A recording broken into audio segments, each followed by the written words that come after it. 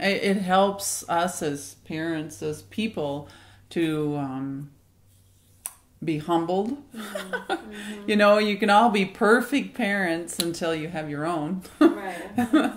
And then, I didn't say that, but that's another really good one, you know, is to realize that you're never going to be that perfect parent. Sorry. Well, should we put the... That's on. Oh! I figured it was. But that's the truth. That's the Now that truth. we're relaxed, right? That's the truth. You're never going to be that perfect parent. Just put it away. You might think you have it all in the bag. You really don't. No. Hello. Today we're so excited to interview Anna and Tory. They're a couple that I've known for many years, and they're very dear to my heart. So if you can just introduce yourselves to us and tell us a little bit about how you met. I am Tory, And I'm Anna. and we met in 1985 in Mankato, where Anna was going to school, and I was with some friends just passing through, and that's kind of the beginning. That was the beginning. I knew his brother before I knew him. And then he had heard about me through his brother and some friends that there were the Walker sisters. What So- did you hear about the Walker sisters? I can't say it. So they stopped to see us one day. They were on their way to a car show, and they wanted to know if we wanted to go along. So I said yes to it, and Tory thought that I was trying to flirt with him. I wasn't. He was just the only one that was being nice to me. The other ones were teasing and joking around, but not so kindly. So So Tory was the mature one. he was the mature one.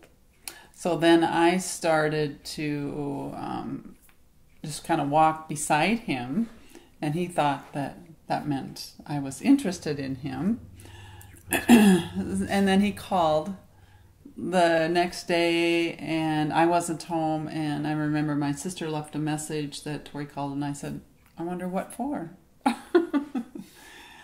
And then he took me out on a date, and it was really wonderful. The rest is history. The rest is history. Yes. Ancient history. Yes, ancient history. 31 years. 31 years. Yeah, Wow. it's coming up here very close. And August 9th, it will be 31. Okay. Mm-hmm. And then Tory, if you can just explain to us, what is your work as well? What do you work with? Well, I'm an auto mechanic, and I have a small shop, and I've done that most of my life, I guess. Mm-hmm. So, I have seen how our son and daughter both have kind of picked up handy person type characteristics, and That's true. an interest in nuts and bolts and screwdrivers and hammers. And, Yeah. Even Jessica, the little princess, asked for a drill for Christmas. So, What do you do? I'm a speech pathologist by trade. That I work with adults now, but I've worked with children. I say that I've worked now from 0 to 100. Okay, maybe 101. 101. But I also love to garden and cook, and you like cars, but eating. eating. Works That out works out. Good pair. Yeah. It's pretty handy. And we love people, and we love having people over. We love to open up our house and just enjoy people. And we love to do things for people. Even together, we really, I think, are energized, or I don't know, we just enjoy it when we can do something for somebody else. And And did you see these qualities in each other even when you were dating? And could you imagine what your life would be like 30 years from now, looking back then to today? I would say yes, because he took my car. My car needed a muffler. He took my car and he fixed the muffler and then totally detailed it, cleaned the whole thing. So what an act of service. I got my car back, and honestly, it was like a brand new car. It was so, I cried. It was so sweet because I was a college student and my car was not nice. But he made it nice, and he made it quiet again, and for a very reason. I think all I paid for was the muffler. So it was very sweet of him. So I guess at that point I knew that he would be very sweet. Because I didn't tell him to clean my car. I just asked him to fix the muffler. You went above and beyond. Yes. I guess. That's awesome. Wow. So you have just a rich experience that we can draw wisdom from, and we're excited to share this with our listeners too. But can you tell us a little bit about your journey being married, any advice that you would give to those who are married? Well, let's see. I think, just to make sure you pray for each other on a regular basis. It's really hard to be mad at somebody if you're praying for them. And praying and starting your day off praying together, not just praying for them individually, but praying together really helps you to bring God into it. And sometimes in the middle of that prayer, God will change your heart or change his heart. So yes. I think that's a really important thing. And I also remember when we were first married, we were very, very poor. So poor that we had to put out jars we would cash our paychecks and put our money into jars, and whenever the grocery jar was gone, it was gone, and whenever going out to any social money was gone, it was gone. And so we, because we were both in school at that time. But with that said, I think it's really important that you agree on what you're going to purchase before you make big purchases, and just agree on your money, where you're going to spend money, because that's also a very easy thing to fight about. That's important. Also, picking your battles is very big. Same with raising children too. You can't disagree or argue about every little thing. It just will drive you crazy. And so how do you choose which battles are important? Good question.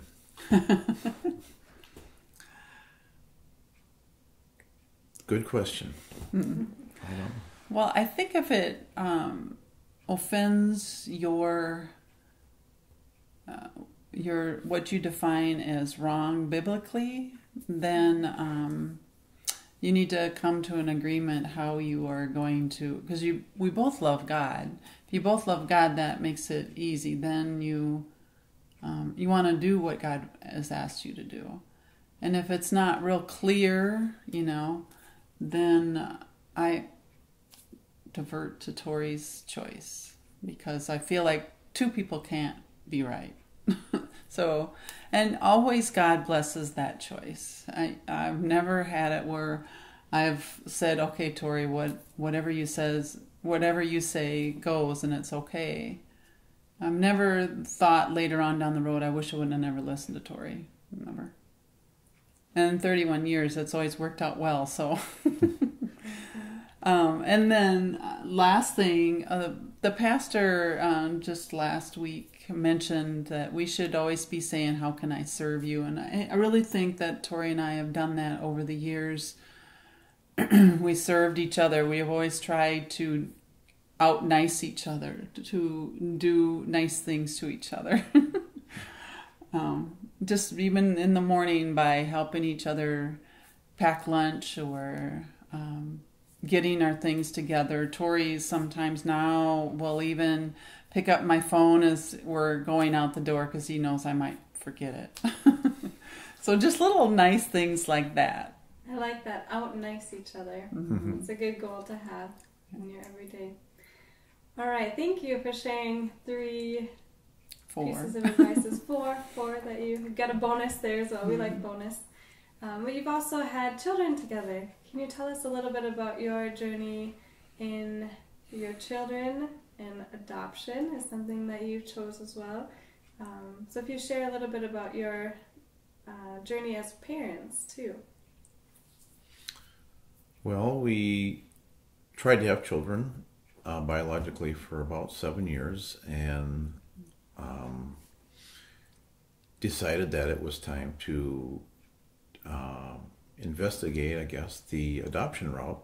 Possibility. And the more we looked into it, the more we liked it, and it was, for us and our family, even extended family, it was kind of uncharted territory. So it was a learning curve. Because this was about 25 to 30 years ago, right? Correct. Mm-hmm. Yeah. And so anyway, we ended up adopting 2 children, and it was a very enriching experience for us as well as our extended families. Mm-hmm. Initially, we thought we would only want to adopt a Caucasian child, somebody that was fairly similar in looks. And then after attending a few adoption panels, we realized that really skin color didn't matter. We just knew we would love a child. And when we saw all these other little children running around, we were sure. And then, but it was to convince our families, especially parents that might have been a little not as accepting of other races and other children with other skin colors. But it was amazing how God worked it out. When we adopted our first child, she was biracial and half African American, half Caucasian. And she wiggled her way right into both sets of grandparents' heart. Mm-hmm. In fact, I would say she even helped them to be not prejudiced so much. She really did a work in my dad's life in particular. He just loved her. And so it's amazing how God can work, really. Mm-hmm. So we did that.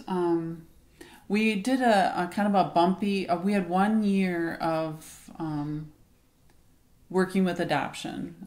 We had birth moms asking us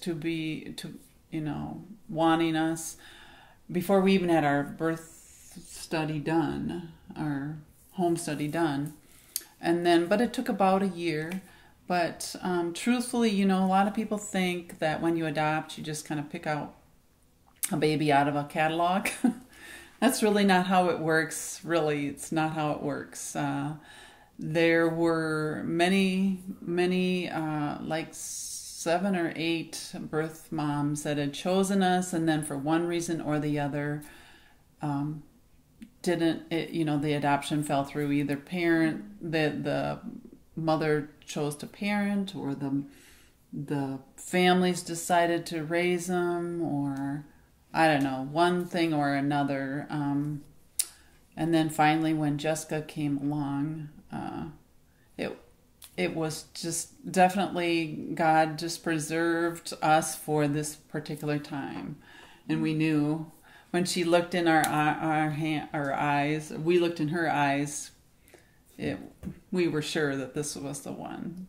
So she was meant to be in your family. It was meant to be. It was just wonderful. We had such a fun time with her. She was such a happy baby, and so we had a lot of... I had a maternity leave, and I remember having so much fun on the maternity leave, taking her out, because everybody loved her because she was so smiley, and she was just a real animated baby. Mm-hmm. So it was fun to take her out and dress her. She was like a living dolly. And she hasn't changed one bit, right? No, she's still a living dolly, but she was just a cute little thing. And then for our son, we had just finished the home study. I don't know, maybe you want to talk about that. He was a different situation where he was 1 year old when we adopted him, and his birth mother had tried raising him pretty much on her own for the first year, but she was too young. Yeah, 15, 16 years old, and just wasn't quite ready for the responsibility, and she wanted him to have a solid two-parent family that she didn't have, and so that's what brought him into our family. So truthfully, he was kind of a miraculous one too. Our Tory's dad and stepmom just really felt that we would have a child by our anniversary. And this was in July when they told us.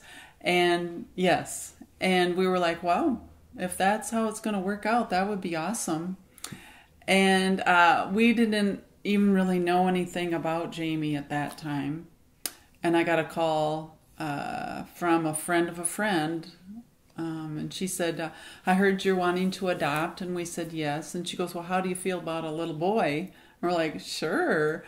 And what she didn't know is this was the little boy that Tory's parents had been praying for. Anyway, and at that time, this friend of a friend had Jamie at their house. And then they all got sick with the flu. And they couldn't take care of him, and they asked the birth mama if it would be okay if Jamie came to our house early. And so that made it possible for Jamie to be to our house before our anniversary, and it all worked out. So he wasn't officially ours, but he was in our home by our anniversary. And then, so Wow. how it isn't amazing how God answers prayer. Such a miracle. And what was also very cool, he was 1 year old. He was 1 year old when we adopted him, and he didn't have very good speech. And as a speech therapist, I was like, wow, this is kind of, he wasn't even trying to speak. But the first time he came to visit, he looked right up at me and said, Mama, as clear as could be. Mm-hmm. Everybody stopped. I remember everybody in the room stopped. And we were just in shock because he called me Mama on the first day. I didn't hear it after that. Really for a long time. He didn't speak until... Confirmation. Right. It was just kind of a confirmation. And it wasn't just me being hopeful either. Other people heard it. So it's kind of cool. Anyway, Well, that's something kind of a fun story. We can see that in you as well right away, even with our son, Joel, that he connects with you instantly. So what is it that makes you such great parents? It's something that Patrick and I want to learn from you as well. What advice can you give to other parents out there of how to connect with your children? Especially even if they're adopted and maybe have different skin color as well. There's so many things to consider here. Wow, that's a hard question. First of all, you just love them with all your heart. And making really good eye contact and making time to have that eye contact and spending time with your children is so important. Reading to them and sitting at their eye level and getting down by them and not just talking to them as somebody from the sky. Tory was awesome. He always got on the floor and played. He wouldn't even hardly set his lunch pail down. In fact, I think Jamie would usually run away with his lunch pail, and then they'd get down on the floor and wrestle moments after he got in the door. So I would say good, just quality time is so important with your kids. Time. Yeah. going to their events. Yes. Doing stuff When with they them, get trips, older. Yeah. just being involved. Stay involved in their lives. Yeah. Yes. Doing whatever you can to spend time with them. Mm-hmm. I think. Well, they want you to. Yeah.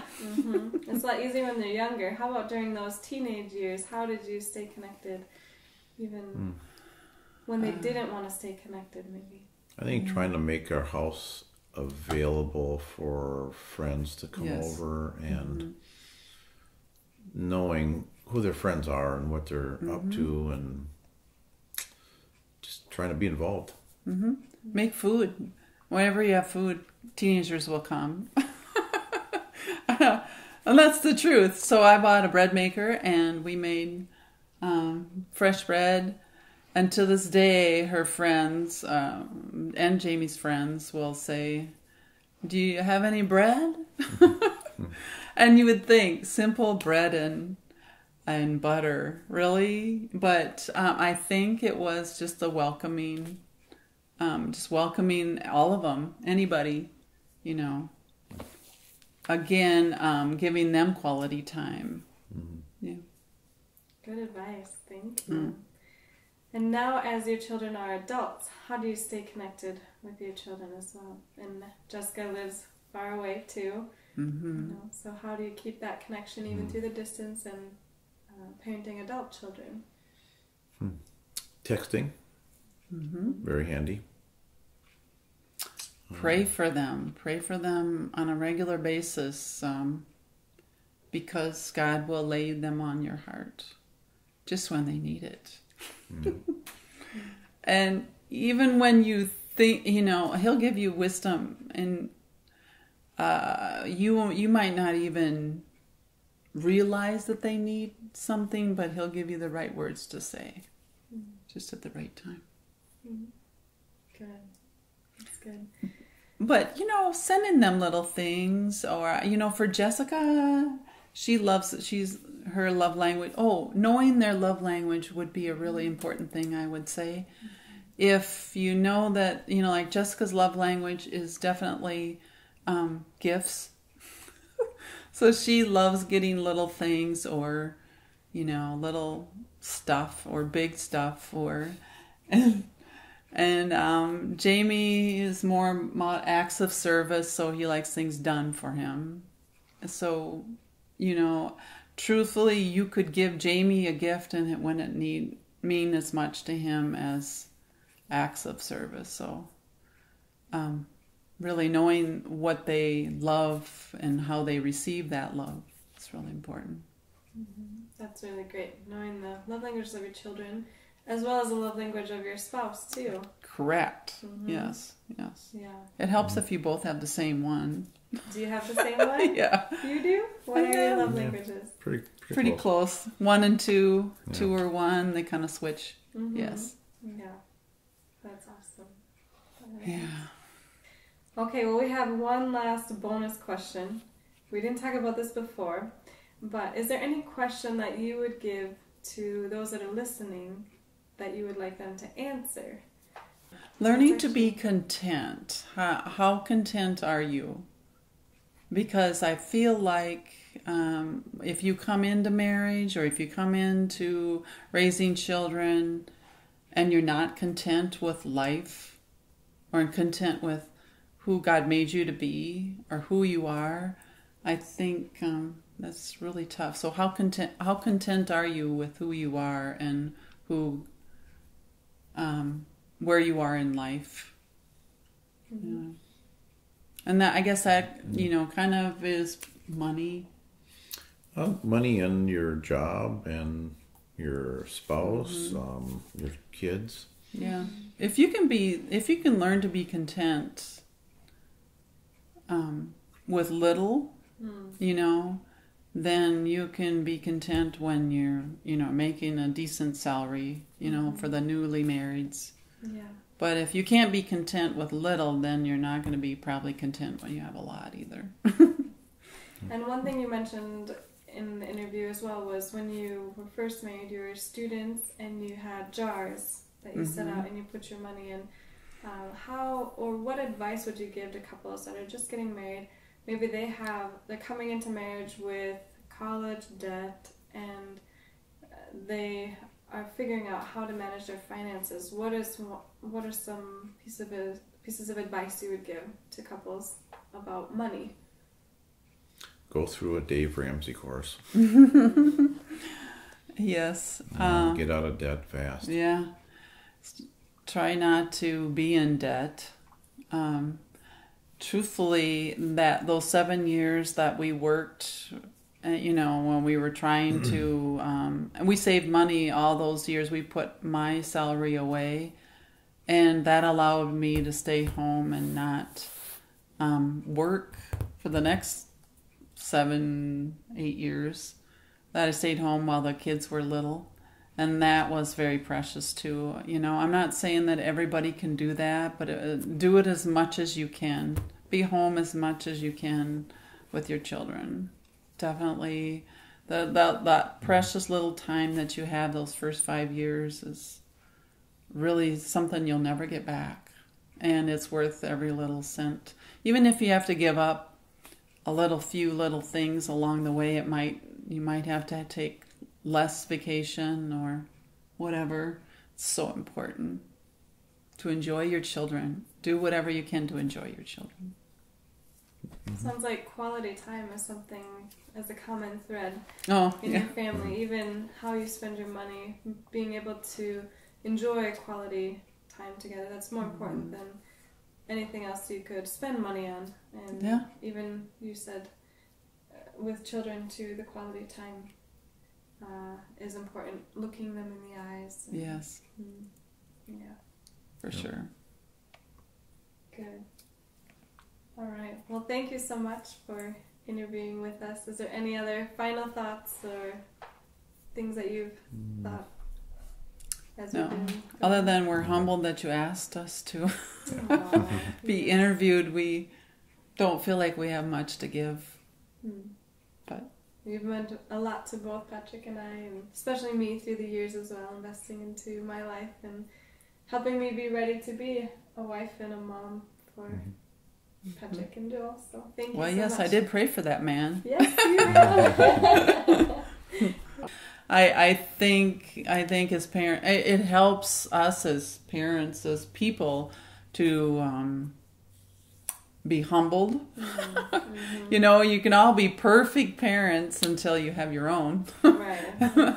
And then, I didn't say that, but that's another really good one, is to realize that you're never going to be that perfect parent. Sorry. Should we put the... That's on. Oh! I figured it was. But that's the truth. That's the Now that truth. we're relaxed, right? That's the truth. You're never going to be that perfect parent. Just put it away. You might think you have it all in the bag. You really don't. No.